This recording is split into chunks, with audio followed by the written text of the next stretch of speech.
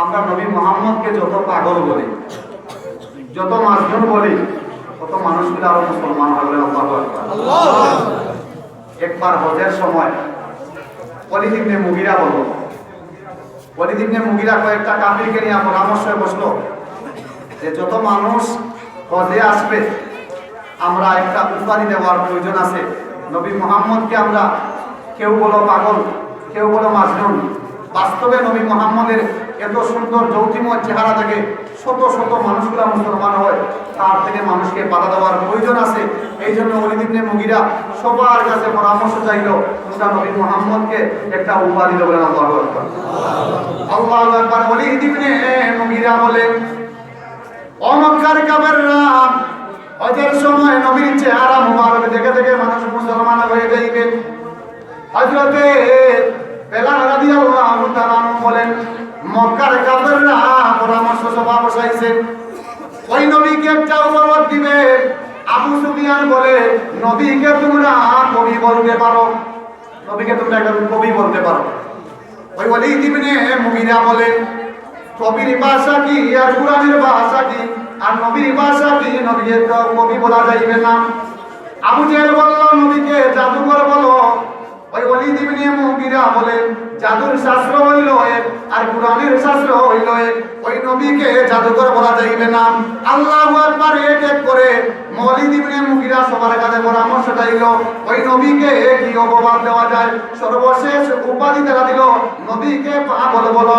আবু লাহাব বলে, আবু লাহাবের স্ত্রী রাস্তায় দাঁড়াইয়া আছে যে নবী মুহাম্মদ মক্কা শরীফের ভিতরে আছেন, মানুষদেরকে বলতে আছে ওইখানে কাবার ভিতরে একটা পাগলের আবির্ভাব হয়েছে, তোমরা কখনো পাগলের কাছে যাইও না, না হয় তোমরা জাদুর মাধ্যমে তোমাদেরকে আক্রান্ত করবে। বলেন নাউজুবিল্লাহ। তারা কবি বলল, তারা জাদুকর বলল, কোনো কিছুই কাজে আসতো না। শেষ পর্যন্ত তারা রাস্তার মধ্যে দাঁড়াইয়া আছে। তায়েফ থেকে একটা কাফেলা আসছে। আবু লাহাব বলল, হে তায়েফের অধিবাসীরা, নবী মুহাম্মদ আমার ভাতিজা মক্কা শরীফের ভিতরে নতুন একটা ধর্ম নিয়ে আলোচনা করতে আছে, শত শত মানুষ মুসলমান হইতে আছে, তোমরা কখনো মুহাম্মদের দ্বারের কাছে যাবে না। আমরা নাউজুবিল্লাহ। আল্লাহ নবী খানায় কাবার ভিতরে কুরআনের পাকের তেলাওয়াত করতে আছে। তুফাইল ইবনে দাউসী রাদিয়াল্লাহু তাআলা ইয়ামন থেকে আসছিলেন। তুফাইল ইবনে দাউসী রাদিয়াল্লাহু তাআলা বললেন, জীবনে অনেক পাগলের নাম শুনলাম, শেষ মেশে আমি মক্কা সফর করতে আসলাম, একটা বার আমি ওই পাগলের চেহারা দেখতে হবে না। দেখলেন খানায় কাবার ভিতরে নবী পাক সাল্লাল্লাহু আলাইহি সাল্লাম কুরআনে কারীমের তেলাওয়াত করতেছেন। আল্লাহু আকবার।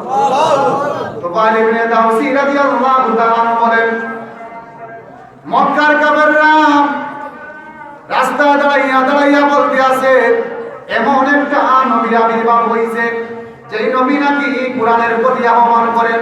আমি তুফাইল ইবনে দাউসী বললাম, ওই পাগলটাকে আমি একটা নজর দেখতে হয়। সিরাতে ইবনে হিশামের ভিতরে এসেছে, সিরাতে মুস্তাফার ভিতরে এসেছে। তুফাইল ইবনে দাউসী রাদিয়াল্লাহু তাআলা মক্কা শরীফের ভিতরে প্রবেশ করে দেখলেন যে তালালু আল বদর, নবীর চেহারা মুবারক এত সুন্দর। হযরতে তুফাইল ইবনে দাউসী বলেন, আমি নবীর সামনে গেলাম, সামনে গিয়ে দেখলাম নবী পাক সাল্লাল্লাহু আলাইহি সাল্লাম কুরআনে কারীমের তেলাওয়াত করতে আছেন, সূরা আর রহমান তেলাওয়াত করতে আছেন। সুবহানাল্লাহ। সূরা রহমানের তেলাওয়াত শুনে আমি তুফাইল ইবনে দাউসী বললাম, ও নবী মুহাম্মদ, ওই মক্কার কাফেররা বলছে আপনি পাগল, এত সুন্দর তেলাওয়াত আমার জন্ম থেকে আমি কখনো শুনি না। আমি অনেক কিতাব পড়েছি, আমি বাইবেল পড়েছি, তাওরাত পড়েছি, জবুর পড়েছি, কুরআন যে এত সুন্দর, ও নবী মুহাম্মদ আপনি কখনো পাগল হইতে পারেন না, আপনার কুরআন কখনো অপব্যাখ্যা হইতে পারে না। আপনার হাতটা দেন আর কালিমা শাহাদাত পড়াইয়া আমাকে আপনি মুসলমান বানাইয়া দেন। সুবহানাল্লাহ। উম্মত को है ये नाज़ मिला रहमत आलम, कुदरत ने किया हमको अता रहमत आलम। हजरत तुफाइल इब्ने दाउসী বলতে আছেন, নবীর হাত মুবারকের সাথে যখন আমার হাত মুবারক আমি লাগাইলাম, ও মক্কার কাফেররা আমি মনে করলাম দুনিয়ার সমস্ত সুখ আমার ভিতরে এসে গেছে। আমি নবী আহমদ, নবী মুহাম্মদ, এই নবীর হাত ধরে ধরে আমি ওয়াদা করলাম, যেই নবীকে তোমরা পাগল বলতে, যেই নবীকে তোমরা মাজনুন বলতে, নবীর হাতে আমি বায়াত গ্রহণ করলাম, আমি ইসলাম ছাড়া আর সব ধর্মকে আমি ত্যাগ করলাম। এই নবীর শান আছে নি ভাই?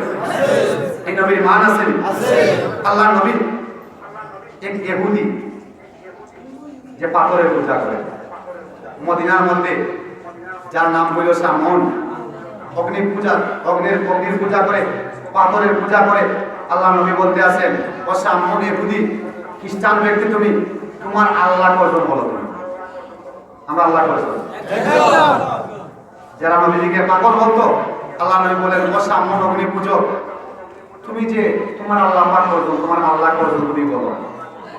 ওই শামউন অগ্নি পূজক বলে, ও নবী আহমদ, নবী মুহাম্মদ, আমি তো সূর্যের পূজা করি, আমি তো পাথরের পূজা করি, আমি তুলসী গাছের পূজা করি, সব কিছুর পূজা করি, তবে আমার বিশ্বাস নয় আল্লাহ পাক কয়জন? একজন। আল্লাহ নবী বলেন, তাহলে তুমি কেন আর পাথরের পূজা করো? তুমি কেন সূর্যের পূজা করো? তুমি কেন চন্দ্র পূজা করো? তুমি কেন মুসলমান হও না? এ প্রতি ব্যক্তি মনের মধ্যে ধাক্কা লাগছে, আল্লাহ নবী আমাকে কেন আল্লাহ সম্বন্ধে প্রশ্ন করলেন? ওই ইহুদি শামউন ব্যক্তি বলল, ও নবী মুহাম্মদ, আমি আল্লাহকে বিশ্বাস করতে পারি, আমি মুসলমান হইতে পারি, দুনিয়ার সমস্ত মানুষ আপনাকে পাগল বলে, মক্কায়ও বলে, মদিনায়ও বলে, তবে আমি মুসলমান হইতে পারি। আমার তিনটা শর্ত আছে। কয়টা শর্ত? তিনটা শর্ত। এক নম্বর শর্ত হইল, আমি মুসলমান হইতে পারি, আপনি একটা কাগজের ভিতরে লিখে দিতে হইবে আমি জান্নাত।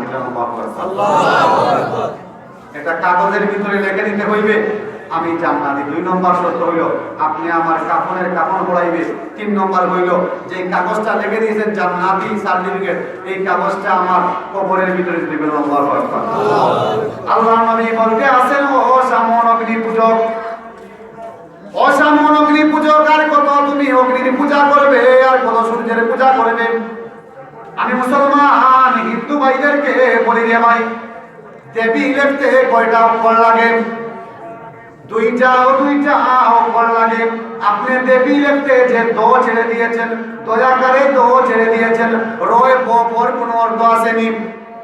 ওরে মুসলমান, আমার আল্লাহ পাকের আমি বলেছিলাম আলিফের আল্লাহ ছেড়ে দিয়েছো, আবারও লাম ছেড়ে দিয়েছো, আবারও লাম ছেড়ে দিয়েছো। আমার আল্লাহ পাকের হাত আগে, আমার আল্লাহ পাকের হাত দিয়া ও আল্লাহুল্লাযী লা ইলাহা ইল্লাহু। আলিম বলতে আছে, ও ইহুদি বলতে আছে, ও মুহাম্মদ, আমি সূর্যের পূজা করি, এই কারণে আমি সূর্যের পূজা করি। আমি মনে করি সূর্যটা সব মাখলুকের চাইতে সবচেয়ে বড়। আমি চন্দ্রের পূজা করি, আমি মনে করি ওই চন্দ্রটা সবচেয়ে বড়, এই জন্য আমি চন্দ্র সূর্যের পূজা করি। আল্লাহ নবী বলতে আছেন, ও শামউন অগ্নি পূজক, তুমি যদি মুসলমান হও, আমাকে নবী হিসাবে মানো, তাহলে আমি লিখে দিতে পারি তুমি জান্নাতি। আমি লিখে দিতে পারি তুমি জান্নাতি। এবার তার হলো 3টা শর্ত, ও নবী মুহাম্মদ, আমি ইসলাম গ্রহণ করতে পারি, মুসলমান হইতে পারি, আমারও 3টা শর্ত আছে। আপনি লিখে দিতে হবে আমি জান্নাতি একটা কাগজের ভিতরে, আর আপনার কাগজের ভিতরে যে লিখবেন আমি জান্নাতি, আপনার শিলমোহর থাকতে হবে, আপনার নাম থাকতে হবে। আল্লাহু আকবার। দুনিয়ার জন্য একটা एग्जांपल দিবেন, তার মেম্বারের দস্তখতের মূল্য আছে, তার চেয়ারম্যানের মূল্য আছে, তাই এমপির দস্তখতের মূল্য আছে। তার চাকরি নিতে হইলে কত এমপির পিছনে ঘোরানো লাগে, কত ঘুষ দেওয়া লাগে চেয়ারম্যান। আল্লাহর নবীর কাছে ওই শামউন বলতে আছে, ও নবী মুহাম্মদ, আমি ইসলাম গ্রহণ করতে পারি, তবে যেই কাগজের ভিতরে লিখে দিবেন আমি জান্নাতি, এর পিছনে আপনার দস্তখত থাকতে হবে। আল্লাহু আকবার। আমার নবীজি বললেন, ও শামউন অগ্নি পূজক, ও শামউন অগ্নি পূজক, আর তুমি কত সূর্যের পূজা করবে?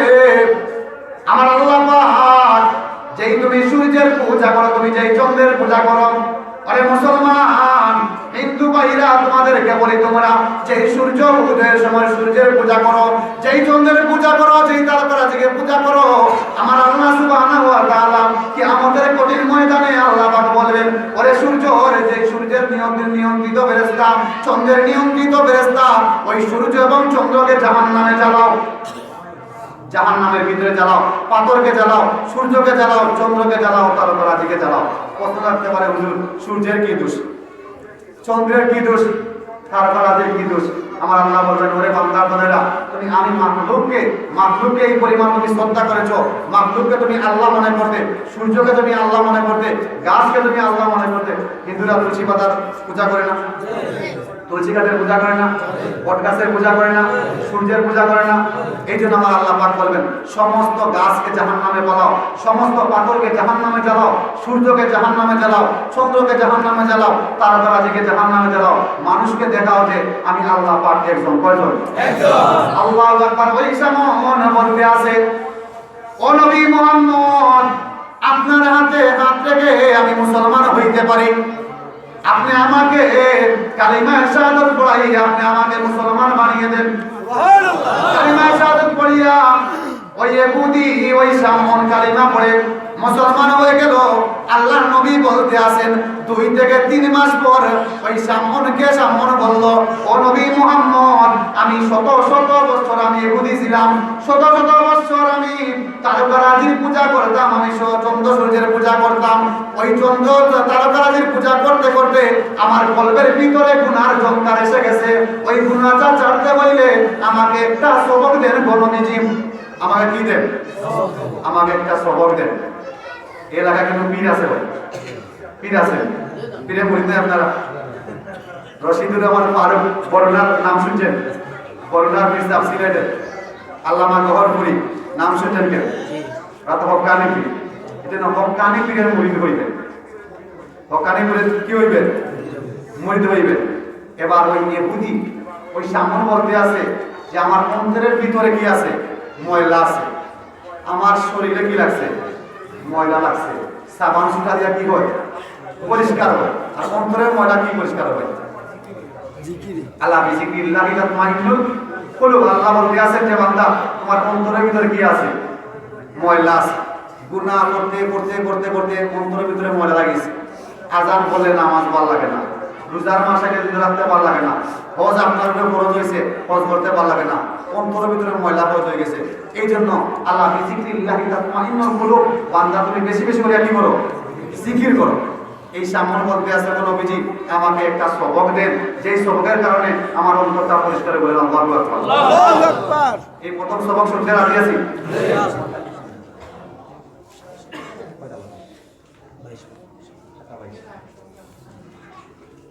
আট মিনিটের আমার ওয়াজ শেষ করতে হবে। 1 নম্বর সবক দেন আমাকে, যেই সবকের কারণে আমার অন্তরটা পরিষ্কার হয়। আল্লাহ নবী বললেন প্রথম নম্বর সবক হইল, আপনারা ওয়াজটা মন দিয়ে শুনুন। প্রথম নম্বর সবক হইল বেশি বেশি করে আল্লাহ পাকের জিকির করবেন। আল্লাহু আকবার। তুমি টানা 1 মাস একাধারে তুমি আল্লাহ শুধু আল্লাহ শব্দটা বলবেন। আল্লাহু আকবার। অসামন তুমি একটা মাস তুমি একাধারে তোমার ভিতরে যে অন্তরের ভিতরে যে গুনার ময়লা আছে রে হুদি, অসামন তুমি একাধারে তুমি আল্লাহ আল্লাহ জিকির করো।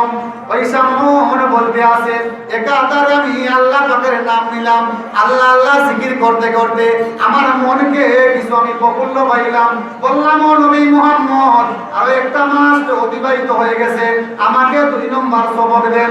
আমার নবীজি বলতে আছেন ও সামন আপনি পূজক যে তুমি অগ্নির পূজা করতে, ও সামন 2 নম্বর সবক হইল তুমি বেশি বেশি করিয়া আমার আল্লাহ পাকের তুমি পবিত্রতা হাসিল করো, পবিত্রতা অর্জন করো। তুমি আল্লাহ পাকের বেশি বেশি করিয়া যে একটা ইসিম আছে তুমি সুবহানাল্লাহ পড়ো।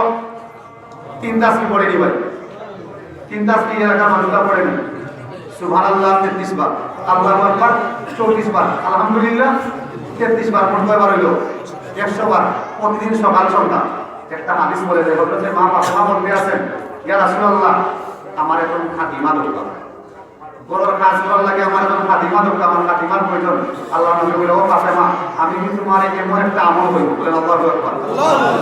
তুমি যদি সকাল সন্ধ্যা আল্লাহু আকবার 34 বার, সুবহানাল্লাহ 33 বার, আলহামদুলিল্লাহ 33 বার পড়ো, এই তাসবিহগুলো তুমি দিবারাত্রি যদি আদায় করো সকাল এবং সন্ধ্যা, আল্লাহ পাকের দিনের ভিতরে যত হাজত আছে আল্লাহ সব কিছু পূরণ করে দিবেন। সুবহানাল্লাহ। এই তাসবিহর নাম কি ভাই? তাসবিহ ফাতেমি। তাসবিহ কিটা? ফজরের পর, জোহরের পর, আসরের পর, মাগরিবের পর, এশার পর তাসবিহ ফাতেমি আদায় করব ইনশাআল্লাহ। একটা ওয়াজ সম্পর্কে আমার সফল 33 বার হলো কতবার? 33 বার সুবহানাল্লাহ, আল্লাহু আকবার 34 বার, আর আলহামদুলিল্লাহ 33 বার মোট কতবার হইল? 100 বার। প্রতি নামাজের পর যদি কেউ ইয়াকিনের সহিত আদায় করে, ইয়াকিনের সহিত আদায় করে, আল্লাহ পাক কই বান্দার সকাল থেকে নিয়ে সন্তান পর্যন্ত যত বিপদ আছে আমি দূর করে দেই। সুবহানাল্লাহ। বান্দার ভবিষ্যৎ প্রয়োজন আছে আমি আল্লাহর গায়বী খাজানাটাকে আমি পূরণ করি।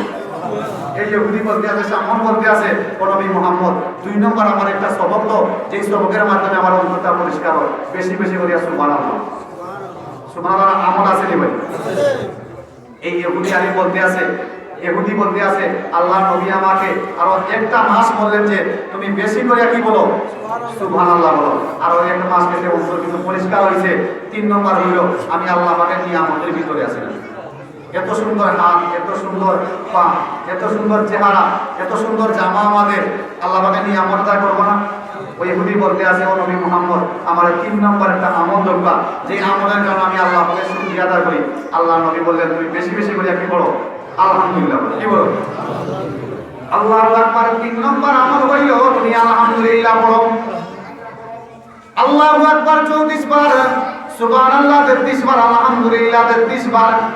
দেখা গেছে 3টা মাস ওই ইহুদি সামন 3টা মাস আল্লাহ পাকের জিকির করছে, সুবহানাল্লাহর আওয়াজ দিছে, আলহামদুলিল্লাহর আওয়াজ দিছে, তার অন্তরটা পরিষ্কার হয়ে গেছে। এবার সে মরণ হইছে।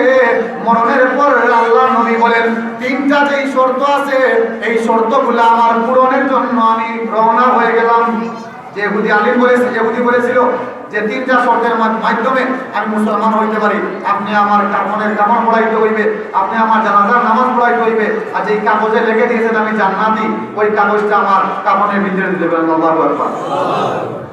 সব কিছু রাখেন, অনেক নাম পাওয়া আছে। নামাজ পড়ানো হয়েছে, জানাজার নামাজ পড়ানো হয়েছে, কাফনের কাফন পড়ানো হয়েছে, যেই কাগজটা লিখে দিয়েছেন জান্নাতি ওই কাগজটা কাফনের ভিতরে দেওয়া হয়েছিল। আল্লাহু আকবার। নবীজি স্বপ্নে দেখলেন, নবীজি স্বপ্নে দেখলেন তার মুরিদকে, হে মুরিদ তোমার অবস্থা কি? আল্লাহু আকবার। ওই মুরিদ বলতে আছে মুনকার নাকির ফেরেশতা যখন আমার সামনে আসলেন, ওই মুনকার নাকির বলতে আছে মান রাব্বুকা, তোমার রবকে। আমি বললাম আমার রবের পরিচয় জানি না, আমি হিন্দু ছিলাম, আমি খ্রিস্টান ছিলাম, আমি নাসারা ছিলাম, আমি সূর্যের পূজা করতাম, আমি তারকারাজির পূজা করতাম। মান রাব্বুকা, আমার রবের পরিচয় জানি না, তবে আমি মনে মনে আমার ভিতরে আল্লাহ পাকের নাম আমি একাধারে 1 মাস নিয়েছি, আমি প্রতি ওয়াক্ত নামাজে আল্লাহু আকবার নিয়েছি। ও মুনকার নাকির ফেরেশতা, আমি আল্লাহু আকবার আল্লাহর পরিচয় দিতে পারবো না। আমার আল্লাহ বললেন নবী মুহাম্মদের আল্লাহ যিনি, আমারও আল্লাহ বললেন তিনি। সুবহানাল্লাহ। আমার আল্লাহ বললেন তিনি, নবী মুহাম্মদের আল্লাহ বললেন যিনি। এবার মুনকার নাকির ফেরেশতা 2 নম্বর প্রশ্নের জবাব দিতে আছে তোমার নবীকে ও আমার নবীকা। ওই মুনকার নাকির জবাবে ওই বলতে আছে, ওই সামন বলতে আছে আমি নবীর পরিচয় জানি না, তবে সবে মাত্র নবীর হাতে মুসলমান হইছি। যেই নবী সৃষ্টি না করা হইলে আল্লাহ পাক আসমান জমিন সৃষ্টি করতেন না। ওই নবীর একটা দস্তখত আছে আমার কাফনের ভিতরে, দেখো ওই নবীর নাম কি লেখা আছে? বলেন আল্লাহু আকবার।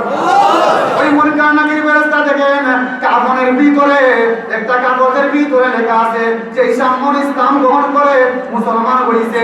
দেখা গেছে তার পিছনে একটা দস্তখত আছে নবী মুহাম্মদের দস্তখত। ওই মুনকার নাকির বলে ও সামন আর পরিচয় দিতে হইবে না, তোমার যেই নবী আমাদেরও সেই নবী, নবী মুহাম্মদ জান্নাতের সার্টিফিকেট দিয়ে গেছেন, আর আল্লাহর পরিচয় দিতে হইবে না, দ্বীনের পরিচয় দিতে হইবে না, নবীর পরিচয় দিতে হইবে না। দেখা আপনি জান্নাত, জান্নাতের ভিতরে চলে যাও, জান্নাতের ভিতরে চলে যাও। ওরে মুসলমান, আমরা 3 তাসবিহ আদায় করব তো রে ভাই, সকাল সন্ধ্যা 3 তাসবিহ আদায় করব। আল্লাহু আকবার 34 বার, সুবহানাল্লাহ 33 বার, আলহামদুলিল্লাহ 33 বার যদি কেউ আদায় করে, নবী পাক সাল্লাল্লাহু আলাইহি সাল্লাম বলেন ও মা ফাতেমা কো আর কাতেমার প্রয়োজন হইবে না, আর গোলামের প্রয়োজন হইবে না। কোন বান্দার বান্দি যদি এই আমলটা করে, সকাল থেকে নিয়ে সন্ধ্যা পর্যন্ত যদি এই আমলটা করে, দুনিয়ার ভিতরে যার যত কিছু প্রয়োজন আছে আমি আল্লাহ সব কিছু গায়বী খাজানা থেকে আমি দিয়ে দিব। সুবহানাল্লাহ। এই জন্য একটা আমলের ওয়াজ করলাম, প্রতি নামাজের পর 3 তাসবিহ আদায় করব তো বাবা ইনশাআল্লাহ। সিলেট থেকে আসলাম, তোমাকে একটা আমলের কথা বললাম, বাংলাটা ওয়াজ